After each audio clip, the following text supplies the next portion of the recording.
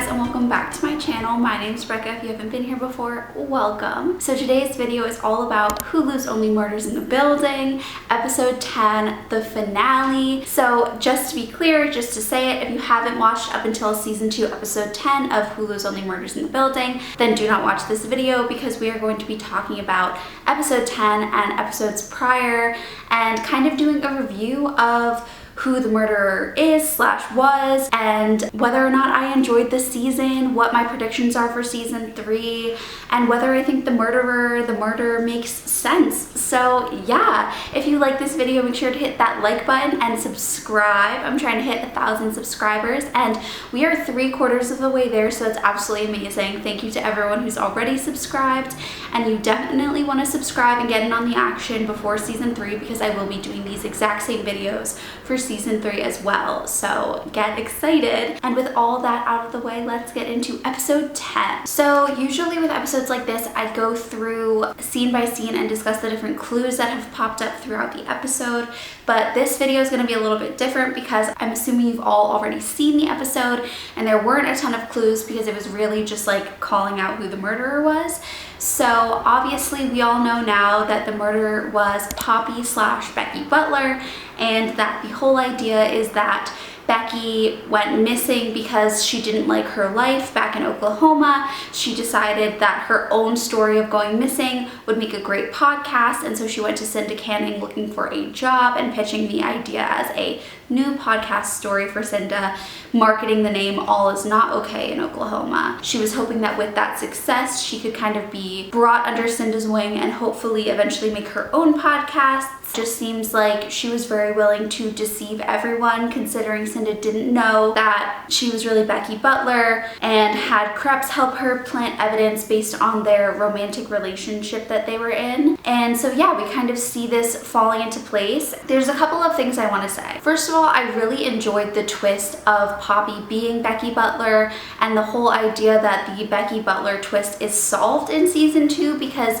a small part of me after season 1 was like, well, we never got to hear Cinda's like full podcast. I am kind of hooked, like what happened to Becky Butler. We never found it out. So I think it was really clever to pull that thread into this season and be like, psych, like this all connects back to All Is Not Okay in Oklahoma. So I did really enjoy that twist. A couple of people had called it out on Twitter and on Reddit, saying that Poppy sat underneath the All Is Not Okay in Oklahoma poster during the 6th episode when it was, narrated by her, and that was a sign that she actually was / is Becky Butler. I don't think that counts as like hard evidence, but I enjoyed the suggestion via the production team having her sit in a specific spot. I enjoyed it. I will say that there were questions from season 1 that we didn't really get answered. Some questions that I talked about in my last season's last video. I will put it maybe up here or possibly up here, I forget which side, if you want to check it out and see the leftover questions that I had from last season. Some of the ones that I had off the top of my head were who wrote the notes, the threatening note that said end the podcast or I'll end you, the threatening note to Jan that said I'm watching you. We don't know who wrote those notes. They never clarified. We also don't know why the Tim Kono suicide notes had different handwriting. At this point, I'm a little bit sad that they didn't go back to it in season 2. I kind of thought that maybe they would expand upon it and explain some of the just like clues and nuances that multiple people noticed throughout last season. So it was a little frustrating for them to not finish it out in season 2. And because they basically didn't touch on it at all, I have a feeling that they're not going to go back to it in season 3. It just doesn't really make sense for them to go back to it so late afterwards. So I'm thinking that those are just going to be questions that are never answered for us, whether they were production errors or just like things we weren't supposed to notice that we did, or they were supposed to be red herrings. But for me, I really feel like with a murder mystery, I want all of the things to be answered. I don't want things to be left with like a cliffhanger, and each detail is really important when you have a mystery where people are looking for clues, trying to solve it before the end of the series. Maybe it was supposed to be a red herring and throw us off, but either way, I'm a little disappointed that we didn't get the finality of some of the things that were left open in season 1. So let's get into the questions that I have left from season 2 and what I think of Poppy / Becky Butler being the murderer. So my first question was, why was Bunny stabbed 8 times? That kind of seems like a murder of passion. Other people have mentioned that as well.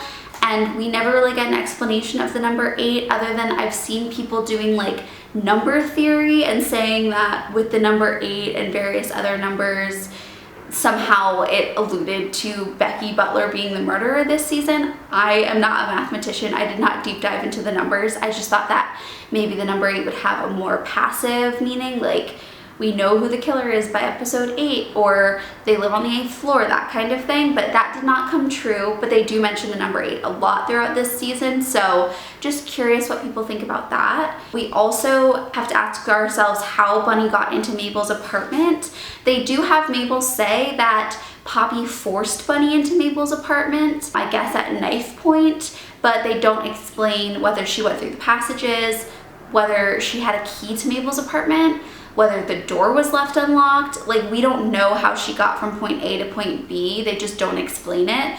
And to force Bunny to go into the passages and then go through and like climb up into Mabel's apartment seems like a little outlandish. So the easiest thing to suspect would be that she just went from Bunny's apartment straight through Mabel's front door into Mabel's apartment. But like I said, that would require a key, some way to get in, Mabel to have miraculously left it unlocked. And we know that Poppy was trying to frame Mabel, so maybe she was prepared and she got a key somehow, but the lack of explanation is a little like, what happened there? We also know that Poppy discovered the secret passages because she mentions it to Krebs when they're in bed together in their apartment, but that's such a lax way of explaining that she found the secret passages. Like, how? She doesn't live in the building. We know she was spending a lot of time there with Cinda Canning because of the Tim Kono case, but like, it just seems a little unrealistic that Charles and Oliver would live in the Arconia for decades and never find the Arcatombs, but Poppy somehow found the Arcatombs in like a matter of minutes. It just seems really unlikely, and an explanation would have been nice more than just oh, just throw this in there. We also know that 14 Savage, the thing that Bunny said before she died, was really 14 Sandwich. For me, that's disappointing, because logically the last thing that Bunny would say before she died, it doesn't make sense for it to be something that she isn't sure Mabel will understand. Like, the whole point is that she's trying to tell Mabel who the killer is, and to make it so vague as to say 14 Sandwich, which is not something that Mabel would know off the top of her head, just seems really unrealistic. Now, you could argue Bunny's probably lost a lot of blood at this point. Maybe she doesn't know Poppy's name at all, but to say 14 Sandwich just seems illogical. The whole idea that at the end they're like, oh, she orders the number 14 sandwich, and that is what Bunny was saying, and that makes her guilty. It just, like, it is silly, which I think is kind of a part of it. Like, the show has a lot of comedy within it, and the fact that it was 14 Sandwich is almost comical. So I could see if that was where they were going with this, but for those of us who are trying to collect clues to solve the murder before the end of the season, the miss here of 14 Savage and the way that they turned it to 14 Sandwich, not fully computing, but it is funny in a sense. The next question we have is, if Poppy planted the evidence to make the trio look guilty, why didn't she call the police on them to have them arrested? Earlier in the season, the trio is in Charles's apartment. They find the bloody knife. They've already found the forged painting, and so they ask themselves, if the killer really wanted us to go to jail, why wouldn't they just call the police on us? Are they playing with us? Are they toying with us? What is this about?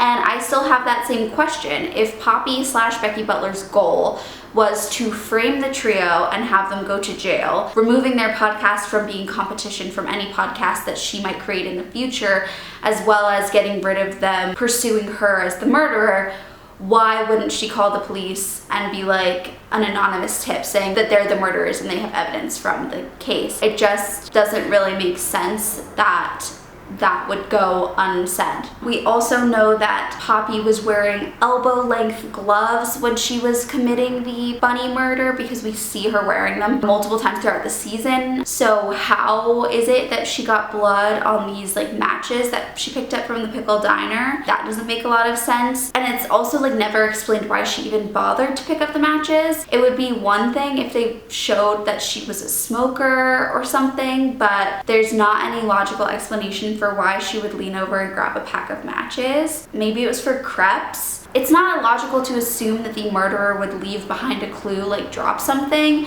It just seems weird that it was a pack of matches and that it had a fingerprint. That's what's confusing, is that it has a fingerprint on it.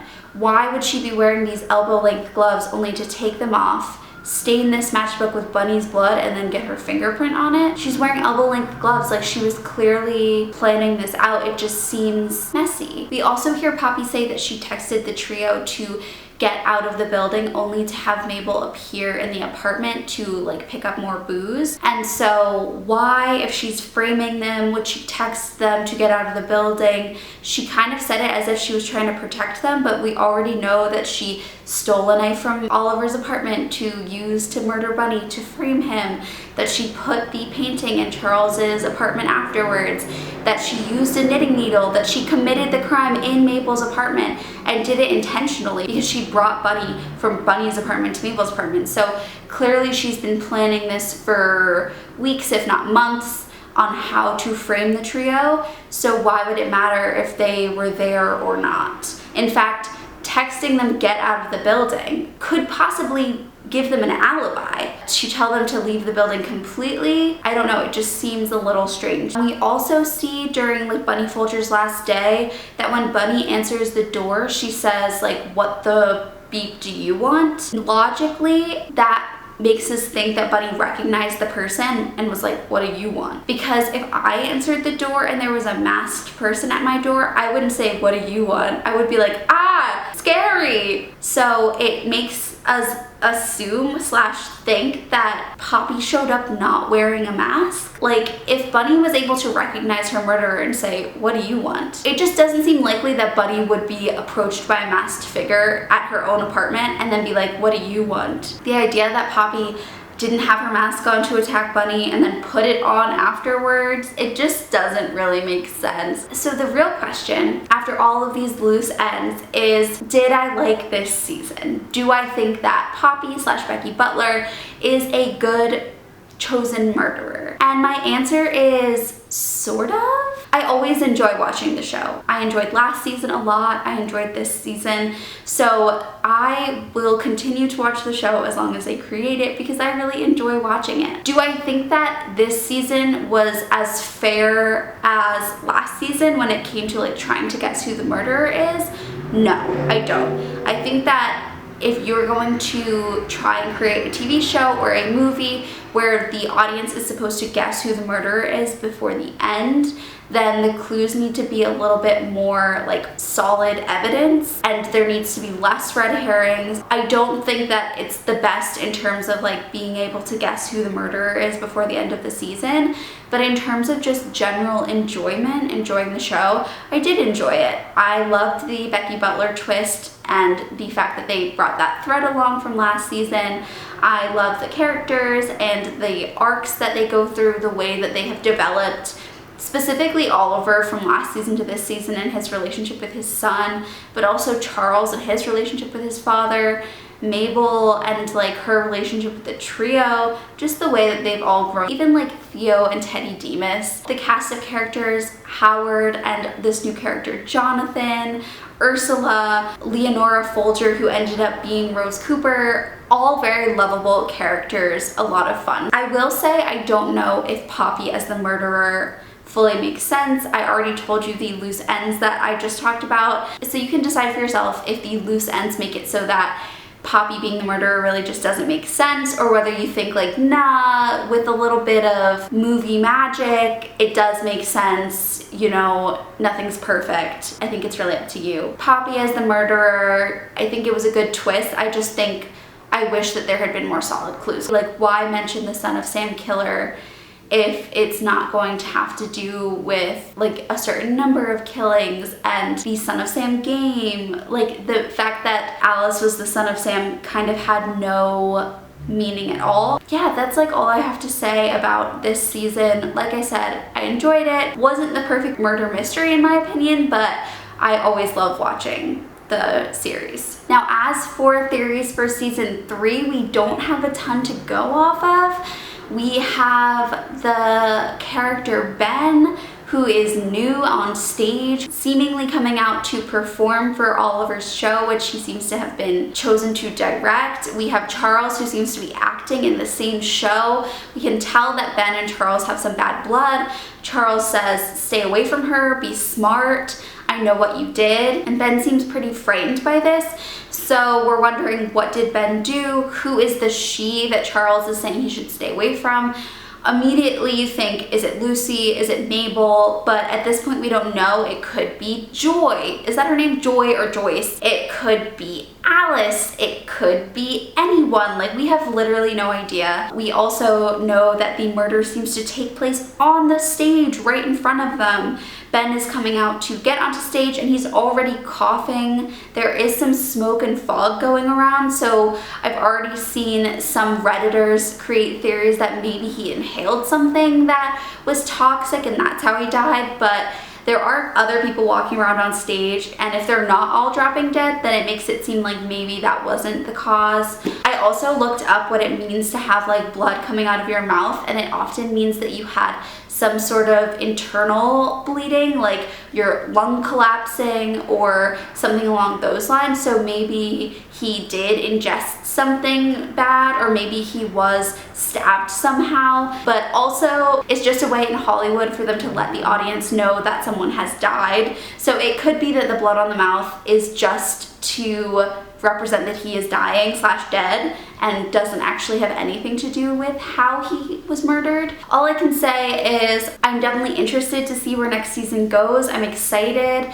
I think that right now they're trying to kind of cast Charles as a suspect because they had that confrontation between Charles and Ben right before Ben dies. So clearly they don't like each other, but I don't think that they would make one of the main characters the murderer. But then again, if they don't intend to have any seasons after the 3rd season, if this is the final season, then they can kind of do whatever they want. That would be pretty fun to have it be a real twist. And the one other thing I wanted to mention is I think that the Arconia changing with Nina and her husband's plans to build that giant metal structure on top will have something to do with the 3rd season. I think it would be an interesting take on like the building is changing, they're doing something with it, and someone is out for revenge because they're making drastic changes to the building. So that is all that I have to say about that. Let me know if you liked this season, if you liked season 1 or season 2 better, if you're gonna watch season 3. I wanna know it all. Give me all the tea down below. I love you guys. Thank you for sticking around. If you like this video, make sure to hit that like button, subscribe, hit the bell notification, all those YouTube-y things, and I will see you guys next week with another video.